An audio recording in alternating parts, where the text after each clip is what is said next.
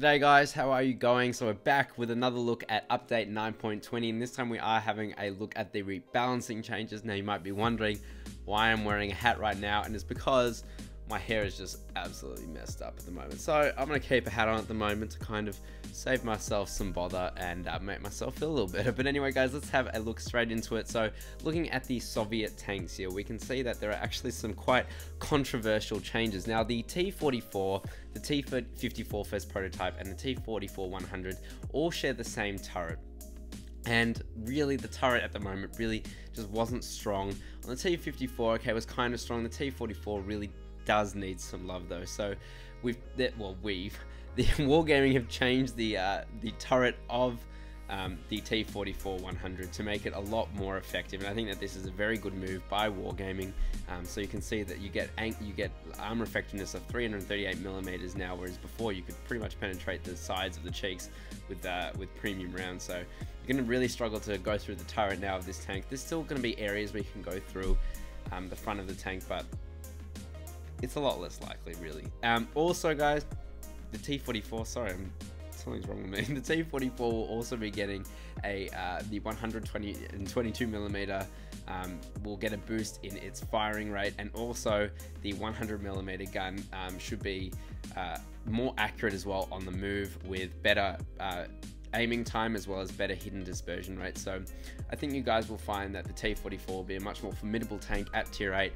Whilst I don't think it will be overpowered in the slightest, but it will be a lot easier to play. Now guys, the T-54 is where things get a bit interesting, might say controversial. So the T-54 was clearly a pretty tough tank to play before, so the Wargaming have decided to buff the turret. So you're really not going to be able to go through this thing from frontally if it's hull down. I don't really know why they buffed it. I think they just wanted to update the whole update the way it performs, similar to that of the T-62 and the Object 140 with really strong turrets. But they've made it so the turret on this tank is almost impenetrable. Not my favorite move in my opinion. The T-54 is probably already the best tier 9 medium tank. Pretty undisputed as well as the best, and now it's even better. So who knows, whatever. I'm not happy with this one, but I guess I can't complain too much. I've never played it myself, so maybe it was a pain in the ass to play. I know playing against it was a pain in the ass, especially the turret. I've never found it to be easily penetrable, but whatever. It's Wargaming's decision. Hopefully things work out for the best, and if they don't, I guess I'll put it back to what it was. But for now, yeah guys, we got a buff T-54. Speaking of the 140 as well, the Object 140 of course is also getting a buff. So it's getting a buff to its turret roof. Basically this tank is going to be almost like the T-62 with a pretty impenetrable turret. It does still have little weak spots on the top, but they're very small, guys. You can't overmatch the top of this tank anymore, so GG, good luck finding the Object 140 now. It's going to be pretty damn strong, but I guess when you compare it to something like the T-62, it doesn't have the greatest of turret armor, but then again, it was probably the most popular Russian medium tank, so it is a bit surprising that it's gotten this buff. Again, kind of like the T-54, but Wargaming's trying to go for this universal kind of overhaul of the current game mechanics, so I guess this is where they're starting off with the T-54, the Object 140, and the T-44. So they'll see how it goes, and things go well, then they're just going to keep implementing these buffs to the Russian lines, I guess. Now we have a look at some more controversial changes, and that is to the ISU 152 and the Object 704 specifically. They're losing the derp cannon, the 152 BL10, and it's getting replaced with a gun called the D4S. Okay, there you go guys, the D4S, and all it is it's just getting lower penetration. So do I think that the ISU needed a nerf? Not really, because this is a nerf, guys. I mean, it is replacing a gun with 298mm of penetration or so with a gun with like 260 something. So it is definitely a nerf, and the ISU 152 probably could have done with some love, really. But regardless, guys, it is a nerf, so we'll see how that goes in game. We'll see how it performs in game. And the same thing happened with the Object 704. Well, kind of. It's added this new D4S, so you're going to still have the BL10, the infamous BL10, the derp cannon, as an option, but now you're going to have the D4S to be able to get that BL10. So that's something to think about as well. I guess the one good thing with the ISU 152 is now it's going to be cheaper to unlock it, because they've removed some of the older 122mm guns. So in theory, it should be easy to grind up to that new D4S. It's gonna take a while to get used to the new D4S, but you kind of already unlocked the 122mm on the the SU 152 and etc. So I don't think it's yeah, it's pretty much overall a nerf. However, the Object 268 does get a bit of love, and that is pretty much making the worst thing about this tank even better, and that is increasing its shell velocity from 760 meters per second, which is incredibly slow, guys, to 950 meters per second, which is a lot faster, guys. It's a big increase, like a 30% increase. So I'm really happy with this change here. I never played the Object 268, but hearing people talk about it and seeing gameplay footage of it, the shells are just like, so it's very slow. So I'm pretty happy with this, and also I'm pretty sure as well that it's what's the word I'm looking for? Its traverse angles have been increased, so you should be able to track enemies easier as well. So pretty good overall buffs to the Object 268. I'm pretty happy with that. No complaints there. And getting onto the IS-7 as well. Now, a lot of you will be like, oh, well, the IS-7's armor is pretty much impenetrable as it is. It's got arguably the best turret in the game at all. You shoot it from the side or even the rear, you're going to struggle to penetrate it. But with the introduction of like the WZ-111 1-5A, that's 5A, I don't even know, but with the introduction of that tank, it pretty much made the IS-7 almost obsolete because of the of its speed and its gun. It's pretty much a better IS-7. So the IS-7 will be getting a very nice horsepower buff. So this thing will have like a power to weight ratio of almost 20. So its mobility will go way up. And also, guys, it's got reduced aiming time, reduced dispersion, so it'll be a more accurate gun with also a higher health pool as well of 2400. I'm pretty sure that's higher anyway.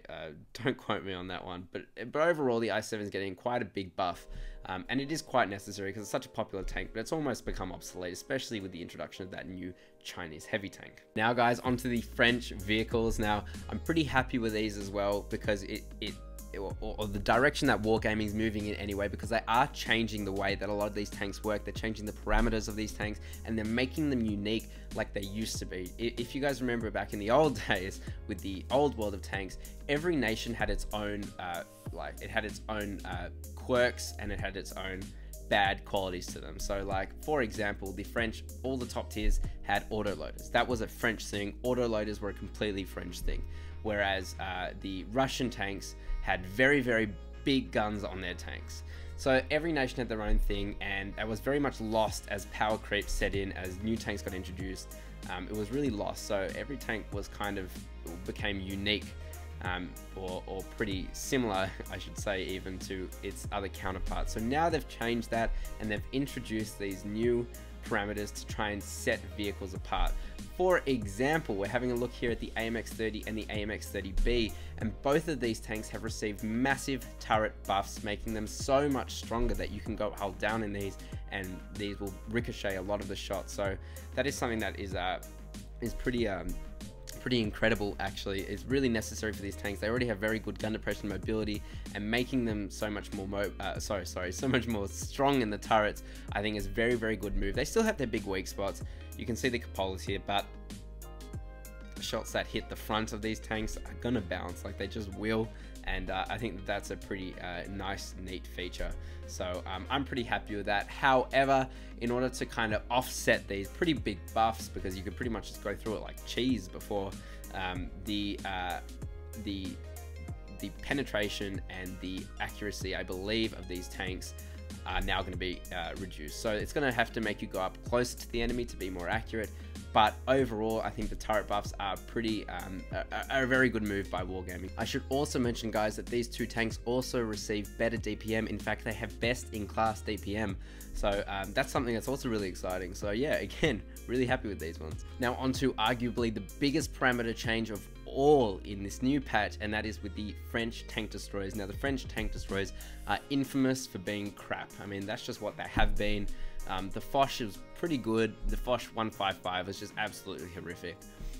but this is all changing next patch. So starting with this patch, the AMX AC MLE 48 will get a 3-round 120mm gun with 3-round clip, I should say, being able to dish out 1200 damage, which is absolutely fantastic. So the AMX AC 48, the current Foch and the new Foch 50B, so bad with that, the AMX 50 Foch B, something like that, right, will all have new autoloaders in them, and that will make them a lot more consistent, and it'll be a lot easier to go from the tier 8 to the tier 10 in terms of gameplay and playstyle.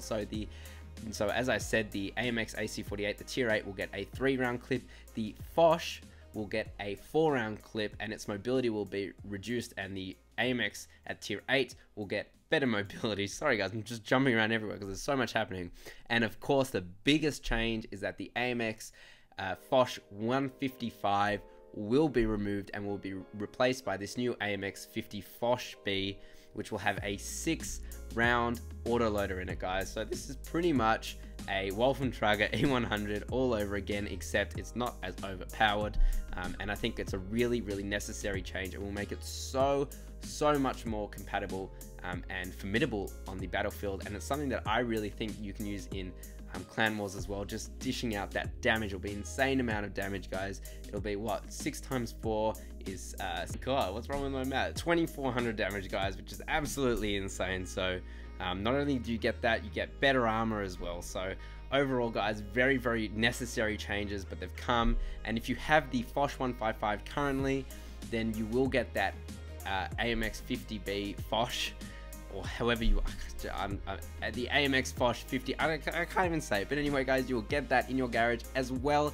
as you will get to keep that 155, so you'll get like 2 tier 10 tanks for the price of 1. So that's an absolutely fantastic deal, and I hope that Wargaming continues on that path of giving out these into the future, because that'll be great for us players who have grinded these tanks, which are pretty shit, and they're going to get replaced. So we get to keep the old one. So I think that's absolutely fantastic. It's a win-win. And the next set of changes is with the AMX 5100. So already it has very good mobility and a pretty good damage potential as well. So now guys, this tank will have better gun depression, so you can keep the tank non-exposed for too long and just lob shells at your enemies and then get the hell out of there, because that's really what this tank was supposed to be used for anyway, and now it's got it. So this makes it really I guess it makes it be able to compete with the Emil one, which is probably still better in my opinion, but overall this tank is a lot faster. So it's up to you guys, what's your gameplay? Now, even more huge changes with the American vehicles, starting off with the M48A1 pattern and the M46 pattern. So again, we get a turret buff overall on the M46 pattern and a complete turret change now on the M48 pattern. Now they've changed it by using a different turret from a M48 variant. I don't remember exactly what the variant was, but overall guys, they're pretty massive changes. Already the M48 pattern had pretty good turret armor that could bounce shells, but it wouldn't bounce shells all the time. Sometimes things would go straight through it, but now it's got a very formidable turret, and combined with its incredible accuracy while on the move, while firing, while doing everything, it's really going to benefit from this new turret. And also the M46 pattern is also going to really benefit from this, and they'll be able to use their gun depression. So overall guys, it's a pretty big buff, and you can kind of see where Wargaming are going with the medium tanks now. Pretty shit hulls, pretty good turrets. So overall now guys, we have pretty big nerfs across the Japanese vehicle range, with one exception really. So if we have a look at the OI Experimental, we can actually see that this old 105mm gun was removed, which I think is a really good move, because it was so powerful and it could one-shot so many different tanks. So that was removed, and instead now guys, it's got its more basic gun, but more importantly, it actually gets better armor as well, which I think is a good trade-off in my opinion. I mean, that's what these tanks are really for. They're for breakthrough, they're heavy breakthrough tanks. And now this tank here, instead of 75mm of frontal hull armor, will get quite a lot of more armor, but it still actually has a weak spot. For example, that lower frontal plate, I believe, will still keep that 75mm of armor. So it's not going to be so overpowered, I don't believe, especially with that 105mm gun. That was an absolute killer. Now, if we look at the OI Experimental, we can see that overall it's getting a pretty big nerf, and that is to its rear armor. If you flank this tank, you are going to be able to penetrate it from the rear, Previously, it was the same. The rear pretty much was the same as the front. Now, it's still got a lot of armor, don't get me wrong, and if you angle it, you're still going to be able to block a lot of shots, but overall, guys, it is getting a nerf, so a lot of tanks now will be able to go through the back of it, which I think is an important change, because for a lot of tanks, it was impossible to penetrate. So, yeah, I think it's a pretty good change. Now, the OHO, the Tier 8, is going to be getting pretty much just premium rounds put onto it. So if you guys don't know, it's got a 10cm gun and a 15cm gun, and everyone would use the 15cm gun because the 10cm gun had poor penetration, didn't have any premium rounds, so it was pretty useless in tier 10 games. But now with the addition of the premium rounds, I think I would personally start using the 10cm gun because it's more reliable for damage, and yeah, I'm pretty happy with that change. I was so confused why it didn't even have premium rounds in the first place, but now it does, so I guess I don't need to think about that. Now on to the most controversial of these changes, and that's with the Type 4 and Type 5 Heavy. They're getting slight nerfs to their armor, and as you can see here with the addition of weak spots, and also their mobility is being absolutely cut. And I'm not happy overall with these changes. I think that, as I said in my overview video, the armor nerfs with the addition of weak spots, I guess, they're warranted. I think that they're pretty good. In fact, they could probably be even more, to be honest. And that's coming from a person who plays these tanks. But the big issue is for me anyway, is with the mobility. I think that the mobility now is an absolute killer, and it makes these tanks completely situational and to the whim of the map. It really, if you get put on a desert map, as I've said, you're pretty much, you know, completely gone, because people are going to be able to shoot you in the sides, get through you with the premium rounds, etc. And with the mobility, you just don't have enough time to be able to turn around and stop shells from getting into you. I just think it's pretty much worthless. But on city maps, these tanks are going to be still completely overpowered with their armor, and their mobility won't even matter. So, you know, I think that the mobility cut, in my opinion, was not a good move by Wargaming. So I do deplore them there, but I think that the addition of the weak spots is a good move. So, you know, you kind of have to weigh up the pros and cons here, but overall, yeah, look, I'm not too happy with these ones. But anyway, I'm gonna keep going on with the video, and maybe you guys can let me know what you think. Are these good buffs? I'm actually gonna leave a opinion poll so you guys can tell me. Now finally, guys, onto the German vehicles. There are a few different buffs here, and again, some are good and some are bad. So having a look straight into the 88cm Pak 43 Jagdtiger, the tier 8 premium tank that you can get sometimes in the gift store. This tank gets a really nice buff with mobility. So it used to be that it was quite a lot worse in mobility than the current Jagdtiger at tier 9, and the Jagdtiger at tier 9 doesn't even have good mobility. So now this is pretty much going to be on par with the tier 9 Jagdtiger, and so it's going to make it a lot more flexible. So I'm really happy with that. Now the tier 9 Mäuschen, the pretty much the smaller mouse with a few more weak spots, is that it's going to be getting more mobility, so it should be again more versatile, very much like the 88cm Pak 43 Jagdtiger. So I think that that's a pretty good buff as well. I mean, it is a strong tank, so but I've never played it before, so I don't know how frustrating it would have been to play with that poor mobility, but I presume it was even worse than the mouse. I don't really know, guys. Maybe you can tell me. But anyway, guys, now on to probably my least favorite change of the entire rebalancing, and it's going to be hard to be happy with everything, so we'll see how this goes. But the mouse, it gets a nerf, but it's hardly a nerf. So its health points get pulled down from 3,200 to 3,000. Not that great. I mean, it used to be 3,000, right? And more importantly, it's got a slight increase in its reload speed by like 1.3 seconds, but it still keeps the same almost impenetrable armor, and this is very similar to the Type 4, Type 5 Heavy. You just can't compete with these tanks at tier 8, and a lot of tier 9 as well, even tier 10. I mean, these tanks are really, really strong, and they promote the use of premium rounds. With premium rounds, it just makes their armor obsolete pretty much. So, I mean, I get where they're going, Wargaming, with these introduction of super heavy tanks. They want to have a super heavy role, and I understand that. In fact, I commend it, because I agree that they're pretty much in a class of their own. But you know, there's got to be a better way to do it. I can't give suggestions, I don't really know how, but there's got to be better ways to implement these super heavies into the game than just to have such impenetrable and frustrating armor. I mean, when I see a mouse on the enemy team, I just run away from it. There's no point in me, especially in a tier 8 tank, fighting a mouse. There is just no way I'm going to be able to penetrate it or do much to it, because even its lower frontal plate weak spot is hardly a weak spot. It has like effective armor angles of like 270, 280 millimeters of penetration, and I don't think I have any tier 8 tanks that have as much penetration as would be needed to go through that. But anyway, rant over, guys. Overall, I'm really happy with these changes. Actually, you know what, I'm not even really happy. I have a mixed bag of feeling about these changes. I'm happy that Wargaming have realized that there's a lot of tanks that just need balance. There's been a power creep happening for too long and things need to change. So I'm happy about that, but they've made a lot of strong tanks stronger, and in my opinion, weak tanks weaker. And there've been good changes throughout, but you know, I'm still a bit skeptical overall about these balancing changes, but we'll have to wait and see. We'll have to wait and see what happens on the live server and what the stats really do show. But anyway, guys, thank you so very much for watching, and I'll catch you next time.